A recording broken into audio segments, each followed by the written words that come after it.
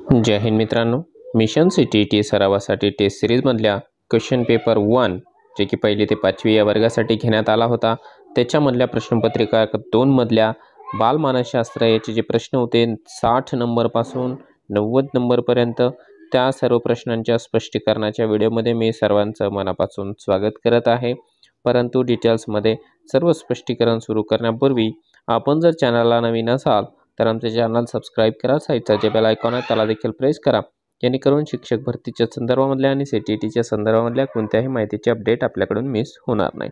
आणि मित्रांनो, आपल्याला जर काही सरावासाठी टेस्ट सिरीज हवी असेल तर आम्ही तुमच्यासाठी घेऊन आलेलो आहे 10 PDF स्वरूपामधल्या प्रश्नपत्रिका, त्याची आन्सर की आणि प्रत्येक प्रश्नाचं व्हिडिओच्या माध्यमातून स्पष्टीकरण, तेही अगदी माफक दरामध्ये. आपल्याला जर टेस्ट सिरीज जॉईन करायची असेल तर स्क्रीनवरती आपल्याला जो नंबर दिसत आहे त्या नंबरशी संपर्क करा आणि आजच ही जी टेस्ट सिरीज आहे ती जॉईन करा. चला तर मित्रांनो, सुरू करूया आजच्या स्पष्टीकरणाच्या व्हिडिओला. बघा, बालमानसशास्त्राचे जे प्रश्न होते ते होते 61 नंबरपासून पुढे. हिंदीमध्ये असल्यामुळे आपण जे आहे पुढचं संपूर्ण जे प्रश्न आहे ते हिंदीमधून घेणार आहोत. किस प्रकार की शिक्षा कला, मानविकी और सामाजिक विज्ञान पर केंद्रित होती है? मानवीय शिक्षा, रचनावादी शिक्षा, मॉन्टेसरी शिक्षा या प्रगतिशील शिक्षा? किस प्रकार की शिक्षा कला, मानविकी और सामाजिक विज्ञान पर आधारित है? तो ये जो है, अगर मानवीय शिक्षा होती है तो वो जो है शिक्षा कला, मानविकी और सामाजिक विज्ञान पर केंद्रित होती है. इसके साथ हम लोग देखेंगे 62 नंबर का सवाल. निम्नलिखित में से कौन सा कारक व्यक्ति की वृत्तियां विकास को प्रभावित करता है? भोजन, व्यायाम, ग्रंथियों की क्रियाशीलता या फिर उपर्युक्त सभी. तो हम लोग बोल सकेंगे कि व्यक्ति की वृद्धियां विकास को प्रभावित करने में भोजन भी भूमिका निभाता है, व्यायाम भी और ग्रंथियों की क्रियाशीलता भी, यानी ऑप्शन नंबर डी सही जवाब रहेगा इसका. इसके बाद में हम लोग देखते हैं बच्चे फिल्मों में दिखाए गए हिंसक व्यवहार सीख सकते हैं. निम्नलिखित में से किस मनोवैज्ञानिक द्वारा ये निष्कर्ष दिया गया है? अब 4 मनोवैज्ञानिक दिए गए हैं: Edward Thorndike, JB Watson, Albert Bandura और जीन पियाजे. तो ऐसा किसने बोला था? तो ऐसा बोलने वाले जो साइंटिस्ट थे वो है अल्बर्ट बांदुरा.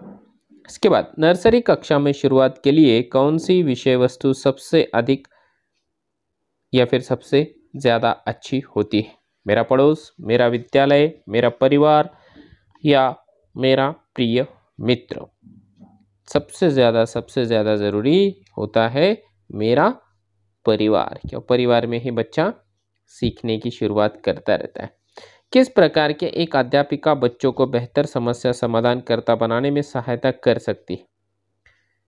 ऑप्शन देखिए: बच्चों को विविध प्रकार की समस्याओं का समाधान करने के मौके देना तथा उनका हल करते समय सहायता करना. बी नंबर, पाठ्यपुस्तक में समस्याओं का उत्तर देखने के लिए बच्चों को प्रोत्साहित करना. सी नंबर, सभी समस्याओं का सही हल प्रदान करना जो छात्रों के सामने खड़ी है. या फिर डी नंबर, समस्याएं हल करने के लिए पुरस्कार देना. तो सबसे ज़्यादा यह सबसे बेहतर समस्या समाधानकर्ता बनने में सहायता करती है वो चीज़ है बच्चों को विविध प्रकार की समस्याओं का समाधान करने के मौके देना तथा उनका हल करते समय सहायता करना. देखिए सवाल नंबर 66. शैशवावस्था के दौरान निम्नलिखित में से किसकी अधिकतम वृद्धि होती है? हाथ, पैर, सिर या फिर उंगलियां. तो सबसे ज़्यादा शैशवावस्था के दौरान जो है वो पैरों की वृद्धियां होती है. विकासात्मक कार्य डैश डैश द्वारा सबसे पहले प्रयुक्त अवधारणा है? हर्बर्ट, ब्रूनर, हेविंग्स हर्ट या हरलॉक.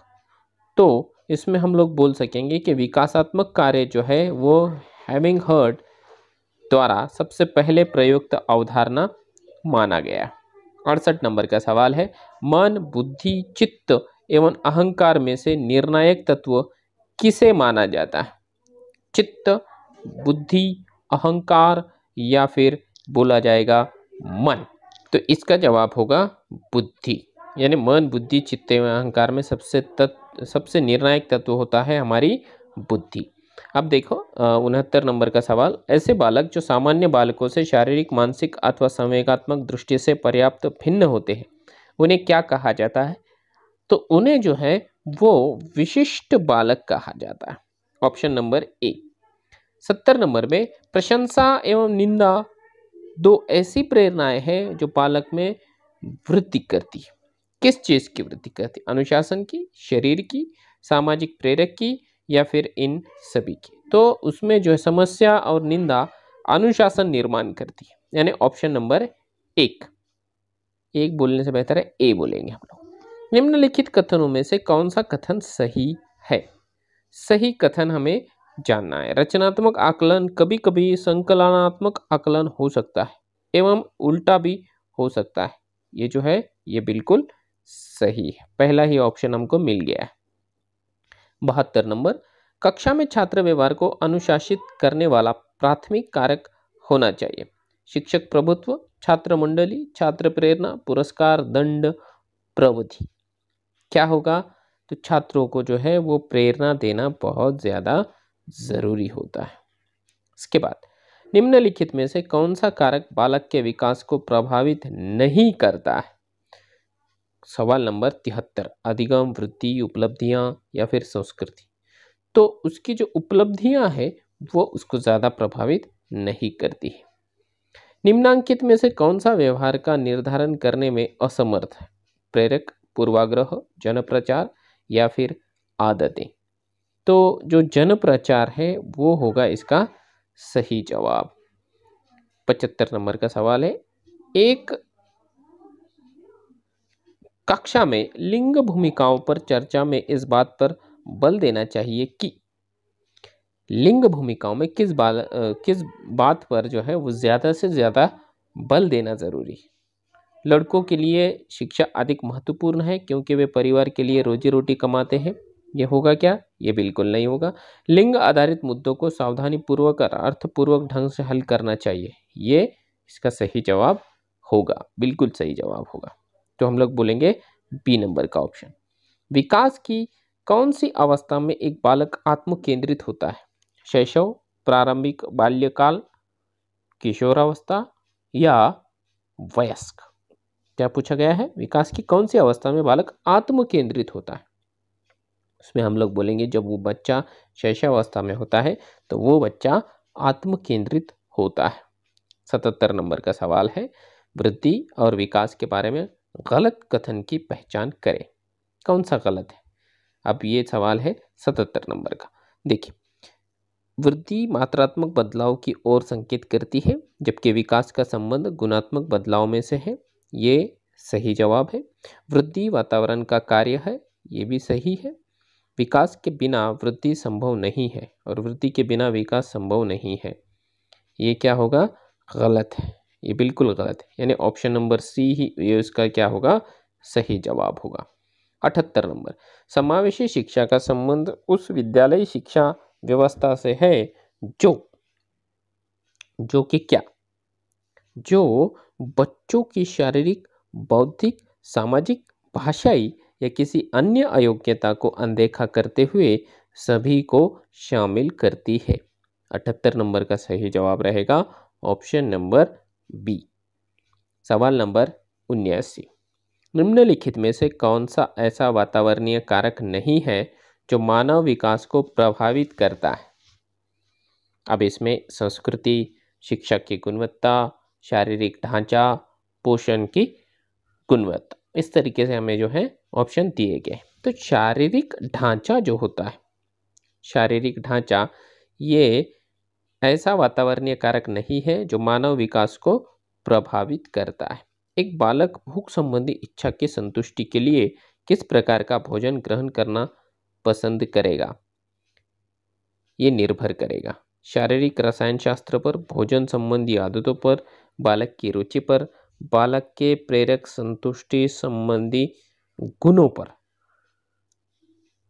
तो इसका सही जवाब रहेगा डी नंबर, बालक के प्रेरक संतुष्टि संबंधी गुणों पर।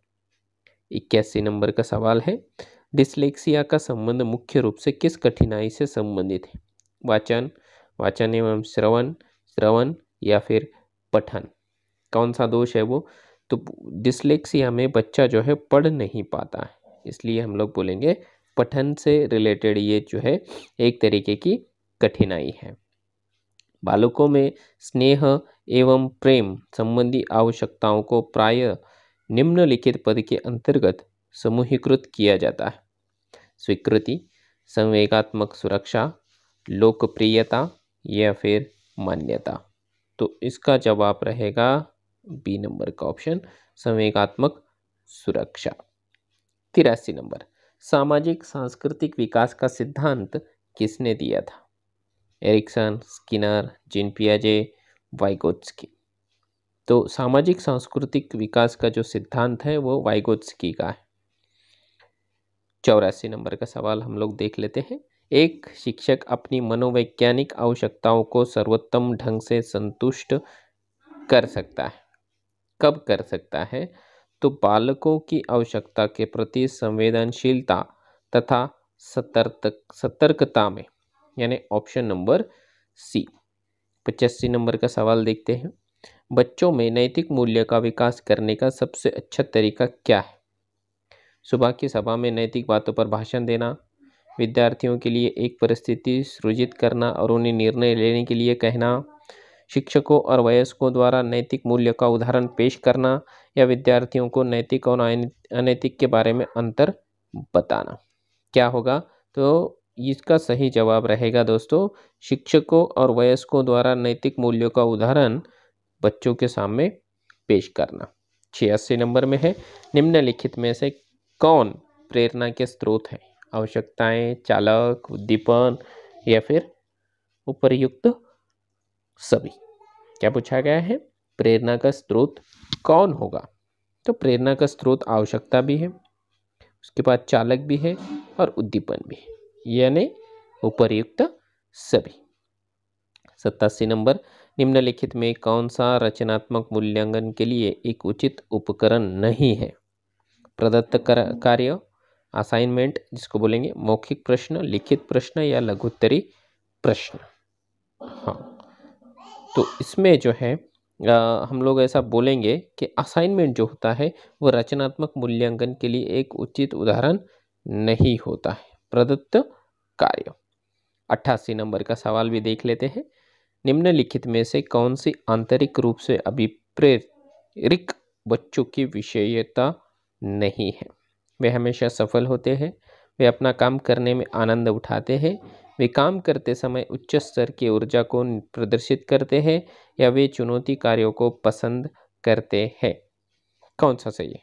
तो वे बच्चे हमेशा जो है सफल होते रहते हैं, इसलिए हम लोग बोलेंगे ऑप्शन नंबर ए।